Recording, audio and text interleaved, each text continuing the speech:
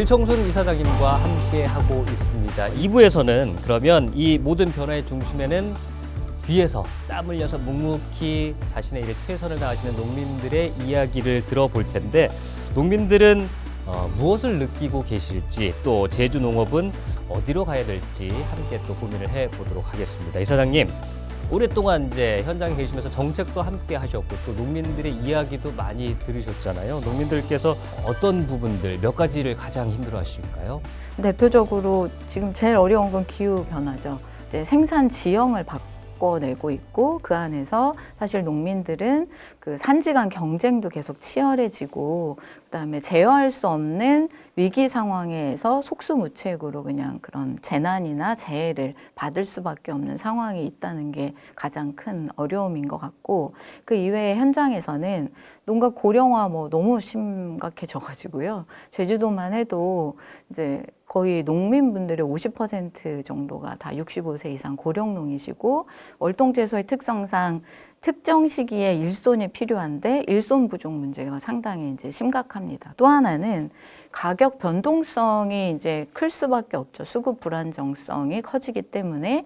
그래서 농가 소득과 관련한 이슈가 있는데, 2024년도 기준으로 대한민국의 평균 농가 소득이 5천만 원이 좀 넘어요. 근데 그 중에서 농업 소득은 1,000만 원밖에 되지 않습니다. 나머지는 이전 소득이나 아니면 이제 농외 소득으로 생활을 하실 수밖에 없어서, 사실 할 일 없으면 농사나 짓자라고 생각하시는 분들이 계신다면 농사나 지어서는 이제 먹고 살기 어려운 환경이 되어버린 거죠. 최근에 이제 생산비가 너무 올라가지고요. 안 그래도 농산물 판매 대금도 낮은데 생산비가 높아져서 결과적으로는 농가 소득이 이제 오를 수 없는 삼중고를 겪고 계신다고 보시면 될 것 같습니다. 그렇게 정성 들여 농사를 지었는데 막상 출하기 때 제 가격을 못 받고, 또 어떤 때는 생산량이 너무 많아서 산지 폐기할 때, 그때가 제일로 고통스럽죠. 최근에는 수급관리연합회라는 조직을 민간인한테 권한을 100% 위임함으로써 농가들 스스로 수급 조절을 직접 하고 그에 따라 책임도 지고, 그래서 과거보다는 농가 소득 증대에 큰 도움이 됐죠. 제가 실질적으로 사실 직접 체감하시기는 많이 어려우실 텐데요. 그럼에도 불구하고 저희가 다양한 이제 정부 지원 사업이라든지 이런 것들을 이제 진행하고 있습니다. 이제 그 외에도 다양한 이제 수급 조절을 위한 보조금들을 활용해서 홍보 마케팅을 통해서 간접적으로 지원해드리고 있고요. 최근에 내륙거점 통합물류 사업을 통해서 가락시장으로 몰리는 물량을 전국으로 분산해서 가격을 지지하는 효과도 있고, 또한 이제 물류비 절감을 통해서 농가 수치가 제고에도 기여하고 있습니다. 천천히라도 이제 해 나가야 될 텐데, 글쎄요, 이거 어떻게 이 문제를 바라보는 게 좋을까요? 네, 농민분들이 가장 원하시는 것은, 농민은 생산에 전념하고 유통은 누군가 이제 전문 주체가 담당해 주면 고품질 농산물 생산을 하고 안정적인 판로를 확보해서 적정 가격을 받는 것을 원하실 수밖에 없잖아요. 수국관리연합회와 수국관리센터, 채소조공이 함께 만들어 놓으신 그 직거래 통합 마케팅 체계나 이런 것들은 농민들한테 실제로 이제 안정적인 판로를 확보하는 측면에서 긍정적인 영향을 주고 계신 거라고 볼 수가 있겠고요. 그 다음에 일손 부족 문제나 이런 것들은 사실 육지에서 제주도 하면 외국에 이제 워킹 홀리데이처럼 귤 따러 가고 싶다는 얘기 하시는 분들 굉장히 많거든요. 그래서 외국인 노동자분들이 오시는 정책도 필요하지만 육지에 유유 노동력 을 활용해서 그 농촌 일손을 그때그때 좀 수급할 수 있는 그런 정책들이 필요하고, 그리고 생산비 관련해서는 제주도는 생산 지원 정책이 상당히 잘 돼 있는 지역 중에 하나입니다. 근데 육지 농산물하고 경쟁에 있어서 불리한 최대의 이제 포인트가 섬이라는 한계 때문에 물류비가 일단 많이 들고, 그리고 육지에서 예를 들어서 유통업체가 발주를 내면 육지 같은 경우는 당일날 입고를 하거나 하루 뒤에 입고를 하는 방식으로 대응이 가능합니다. 근데 제주도는 D2예요. 하루가 더 걸리는 거죠. 지금 민선 8기에서 내륙 거점 물류센터 운영하면서 시범 사업으로 물류비 지원하는 사업을 좀 진행을 하고 있습니다. 그래서 이런 정책들이 본사업화가 돼서 제주도 농민들이 이제 생산비나 이런 부분에 있어서 물류비 때문에 경쟁력이 떨어지는 상황들은 좀 줄여줄 수 있지 않을까라는 생각을 하고 있습니다. 정책적으로 이제 굉장히 세심하고 다양하게 좀 살펴봐야 될 문제들을 지금 말씀을 해주셨는데, 그렇다면 농업정책 담당자의 이제 인터뷰를 한번 들어보시고 또 계속해서 얘기 나눠보도록 하죠. 예, 민선 8기 제주도정은 전국 최초로 농산물 수급관리연합회를 설립을 하였고요. 지난해 4월에 수급관리센터와 농업 디지털센터를 개소를 해서 본격 운영하고 있습니다. 수급관리연합회는 주요 농산물에 대한 수급관리를 총괄을 하고, 수급관리센터는 품목별 수급관리 매뉴얼에 따라서 실행계획을 수립을 하고 지원을 하고요. 디지털센터는 농업 데이터를 농가들이 활용할 수 있도록 지원하게 됩니다. 제주는 섬이라는 지역적 특성으로 인해 육지부에 비해 물류비 부담이 높습니다. 이러한 한계를 극복하고 농가의 소득을 높이기 위해서 2022년 도자체 시범 사업을 추진을 하였고요.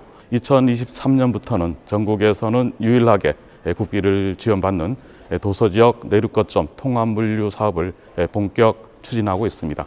실제로 세계은행, 미주개발은행 이런 곳에서 제주의 이런 디지털 농업 정책들에 대해서 관심 있게 지켜보고 있다고 하더라고요. 이분들이 보는, 아니면 우리가 보여주고 있는 제주 농업의 특별한 경쟁력은 이사님께서는 뭐라고 보십니까?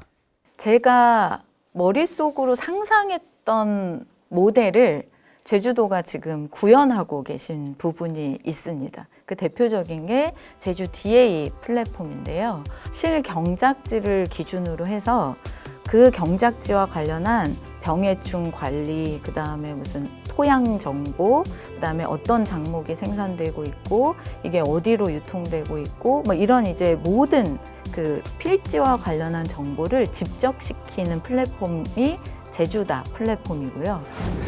제주DA 플랫폼은 흩어져 있던 제주농업 데이터를 데이터 허브로 수집하고 AI 등 첨단 기술을 도입해서 농업인, 생산자 조직, 정책 실무자가 과학적으로 의사결정할 수 있도록 정보를 제공하는 시스템입니다.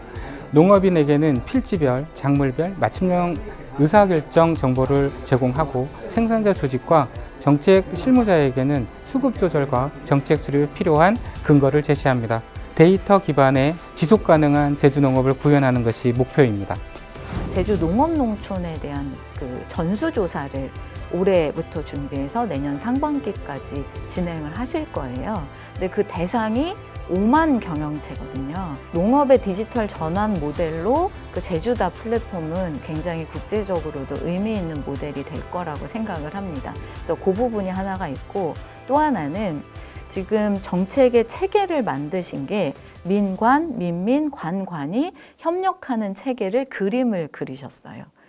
이런 사례는 아까 말씀드렸던 프랑스의 브레타뉴나 아니면 뭐 뉴질랜드의 제스프리, 그다음에 네덜란드 같이 완전 농업 선진국이 아닌 곳에서는 사실 많이 볼 수 없는 그런 모델이라고 보시면 될 것 같습니다.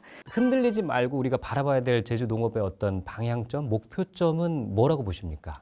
지금 하고 계시는 농정은 굉장히 긴 안목으로 차근차근 오랫동안 그 기조를 유지하면서 추진이 되어야 제주 농업 생산 유통 구조를 이제 근본적으로 바꾸는 성과를 낼 수 있는 정책들이에요. 그래서 현재 하고 계시는 수급관리연합회와 센터를 중심으로 한 생산자 주도형 수급 조절 정책들, 그다음에 통합 마케팅 정책, 그리고 앞에서 인터뷰해 주신 이제 제주 농업 디지털 전환을 하기 위한 이제 디지털 기반의 농정, 과학 영농의 근거를 만들어가는 과정들, 이걸 통해서 농가들한테 충분한 정보를 제공할 수 있게 해주실 것 같고, 마지막에 이제 내륙 거점 물류센터와 관련한 정책인데, 이러한 4개 영역에서의 핵심 정책이 내부 상황이 변한다고 해서 흔들리면 그동안 해오셨던 일들이 다 수포로 돌아갈 가능성이 굉장히 많습니다.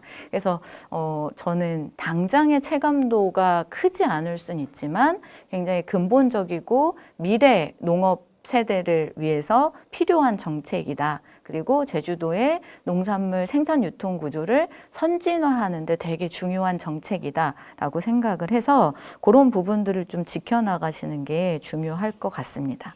여쭤볼 것들이 이제 더 많은데 지금 시간 관계상 여기서 좀 질문을 줄여야 될 것 같은데 어쨌든 이 사장님 말씀을 정리를 해보면 제주의 농업은 희망이 많다. 네.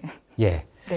이런 어떤 키워드를 갖고 가능성을 다시 한번 이제 생각해 볼 수 있는 그런 돌파구를 한번 찾아본 상황이었고 그러면 이제 이사님께서 마지막으로 이렇게 어려운 상황 속이지만 제주도정의 이제 농업 정책을 믿고 꿋꿋이 자신의 일을 하면서 묵묵히 농사 지으시는 제주 농민들 그리고 이제 제주 농업을 응원하는 도민들께 어떤 메시지를 좀 전하고 싶으신가요?